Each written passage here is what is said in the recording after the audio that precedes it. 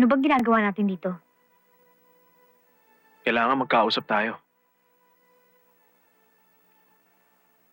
Mula nung gabing yun, hindi na kita nakalimutan.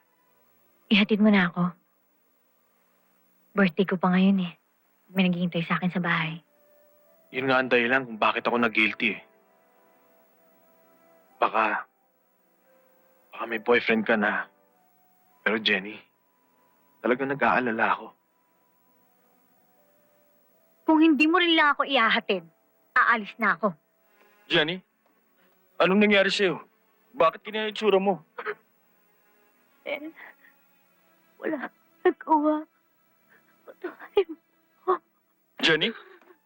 Jenny,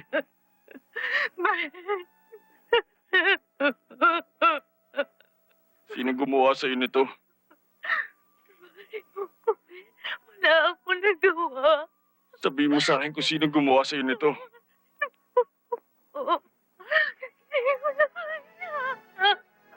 Sabihin mo sa akin, si Brando ba gumawa sa'yo nito? Sabihin mo sa akin.